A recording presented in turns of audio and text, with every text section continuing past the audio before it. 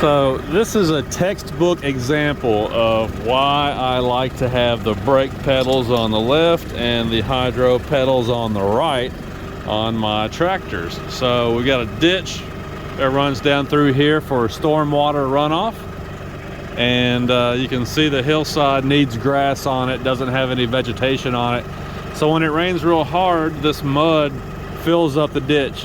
And so we have to come along with a loader and scoop up the mud and then take it over here and dump it over the hillside. Well, as you can imagine, when you come over here with a bucket full of material and you're right here on this hillside, it's a little bit disconcerting. So I like to hold my foot on the brake, and I'm not necessarily riding the brake all the time, but I've got my foot on the brake and I'm ready to go, and I'm using this right foot to make the tractor creep along, and then I can stop exactly where I want to. If I feel the tractor getting a little tipsy, boom, I can hit the brake. See what I'm saying? And it's just a lot safer to do it this way. The 2-foot method. Now I know some guys might have opinions on this, and that's fine, but when you're working around a hillside like this, you can't always trust the hydrostatic transmission to stop the tractor the very second that you pull your foot off of there. So I like to use left foot, like I said, on the brakes, right foot for the throttle, and I can finesse the tractor that way and make it do exactly what I want it to do. I was out here doing this job today, and I thought this is a textbook example of why I like to operate the tractor this way. Yeah, so the reason that topic came up, it was a topic that came up on the Tractor by Net forums last week, because we were talking about compact tractor PTOs and the fact that some of these compact tractors these days are still using that old-fashioned setup for the PTO. Not all compact tractors have an independent PTO, and so, you know, depending on what kind of PTO it's got, they have a completely different configuration for your controls and everything on there.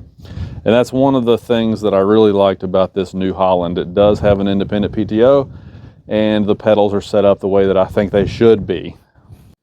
You know, one of the really good examples of how not to do it is found on the Coyote brand tractors, Coyote, whatever. So if you find some of the Coyote tractors in this size, compact size, you'll find that they do not have an independent PTO. And so, like in the case of the one that I saw at the Farm Machinery Show, which was part of that video I posted a few weeks ago, what you'll see is you've got the hydro pedals over here, but you've also got, like, they'll be scooted over a little farther, because right here they'll have one single brake pedal. So your hydro controls for forward and reverse, and your brake pedal for stop, all right there together, because on the other side is where they put the pedal to operate the clutch. And so I guess it's like they always say, opinions are like yesterday's. Everybody's got one. But, you know, like I said, I just don't like that at all. To me, it's a terrible idea to set the tractor up that way. And my big gripe with it is that it's just dangerous. It's just not safe. There are times when you really need to be able to work the brake and the throttle at the same time. And if you've got one leg that's responsible for doing both functions, it just doesn't work. So for safety's sake, I just don't like it at all. Now, if you were using that tractor out somewhere in the Midwest where you don't have hills, everything is flat, all the terrain is flat, then I guess you could make it work and it wouldn't be that big of a deal.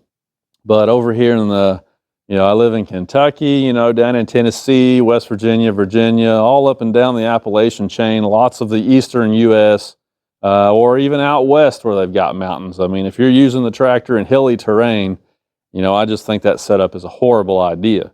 The independent PTOs have a lot of advantages, but to me, that's the biggest one, is that you're able to set up the configuration for your controls in a much safer way. You know, and like also, just the operation of the PTO itself is safe on this tractor, because the way they have it designed, it's right there on the dash, right in front of you. It's a yellow knob. You can't mistake it. And in order to disengage the PTO, what you do is you smack it. You know, it's designed that way. So if an emergency situation comes up and you've got to turn that PTO off real fast, you just run up there and smack the dash. Or if you're already sitting on the tractor, you hit that button, you know, and the PTO disengages just like that. So, you know, like I said, there's so many things about this new Holland that I really liked. And, you know, that's one of the big ones, was the configuration of the controls. You know, I just think they did a real good job making it ergonomic and safe and user-friendly. Everything is color-coded for beginners, and it's just, I really like what they've done there. Here's the PTO configuration I was talking about. Like I said, big yellow knob right here. You turn it.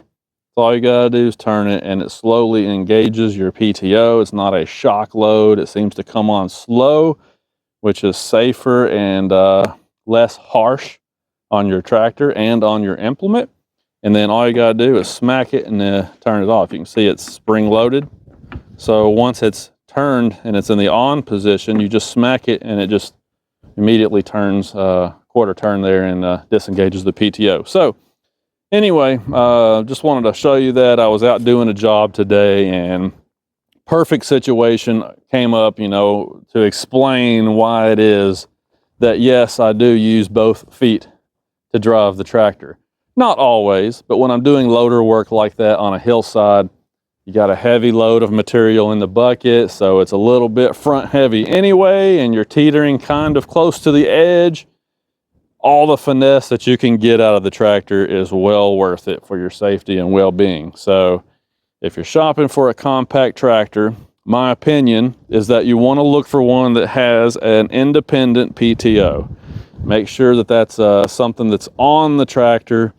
And I think that you're going to find that it's much better than the other alternatives. I'm really not sure why some of those other brands have gone back to that old-fashioned, what they call live PTO. Well, heck, there's all kinds of different names for it and different functions, you know, manual PTO, lots of different names for it. But if it's not a fully independent PTO like this, you know, I just don't think it's the way that you want to go, at least in 95% of cases. So another pointer for shopping compacts, look for that independent PTO, guys. And with that being said, hopefully this was the last little bit of snow. We had 4 inches of snow here yesterday. The sun came out and it all melted away today. And the forecast for the rest of the week is looking fantastic. So these knuckleheads right here are happy. And hopefully now you can see the grass is already getting a lot of color back into it. And hopefully going forward here, we can get into full-blown spring. The trees will start budding soon. It's going to be time to get out the mower and start doing some mowing.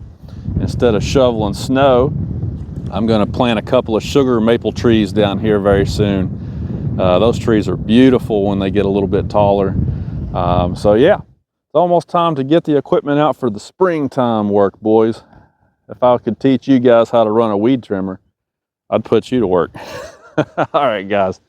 That's all I've got for now. I'm going to put this tractor away and go watch some NASCAR. You guys have a good evening. We'll talk to you later.